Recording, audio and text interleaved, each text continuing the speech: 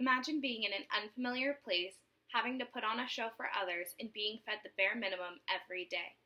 Imagine being taken away from your family and being put in a place that you're not aware of.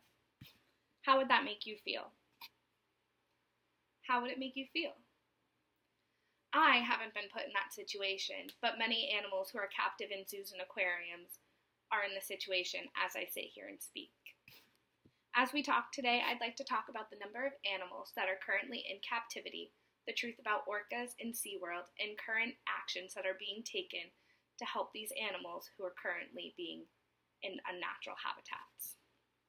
I'd like to start with giving you guys the amount of animals that are currently in aquariums and zoos, according to the Association of Zoos and Aquariums. There are 800,000 animals currently in zoos and aquariums across the world. And the problem with that is that 1,000 of those species are endangered. So we have 1,000 endangered species being held in captivity when they could be out free. Once we lose these animals, we're never going to get them back. We lose animals every single year. And you might be thinking right now, some of these places are used for animal rehabilitation and not necessarily for show, which you aren't wrong. But there are some organizations that are all just for show, and unfortunately SeaWorld is one of them. Here are some pretty heartbreaking truths about this company.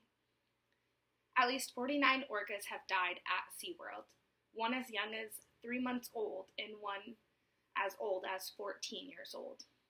In the wild, orcas can live between 40 and 50 years, and sometimes they can live a little bit longer than that. The average death of an orca at SeaWorld is 14 years old. Tilikum is an orca that was taken from his family when he was just 2 years old, and he was placed in a tank that is equivalent to the size of a bathtub for his species. He unfortunately had his food withheld for training purposes and was confined to a tank. And he was put in a tank with 2 females that currently would attack him during hours of not operating. He eventually lost his mind from going from living in the wild to living in a tank, and ended up killing a SeaWorld employee by drowning her. And you've heard the sad facts about how many animals we have in captivity, and you've heard the sad facts of Tilikum. But let's start with some positive light. So we're going to tell you that Canada banned the captivity of whales and dolphins countrywide on June 10th, 2019. So it's so recent, and that's awesome because that means that we can continue to work towards, hopefully one day, banning the captivity of animals in general, but also enormous sea animals that need to be where they're supposed to be, in the wild. Today we learned about the number of animals that are currently in captivity. We've learned about the truth of orcas at SeaWorld and current actions that are being taken to help these animals in captivity.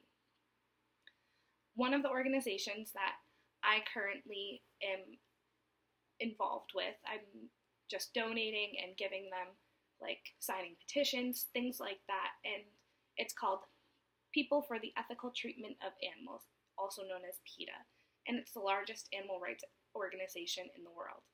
And they have a campaign against SeaWorld where you can learn more information and send a message. And what if enough people raise their voice and take a stand on animals in captivity? Maybe then the United States can take action just like Canada did.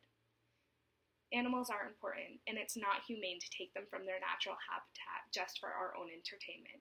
Maybe instead of going to the zoo or aquarium, you could go to a museum or a playground. Thank you.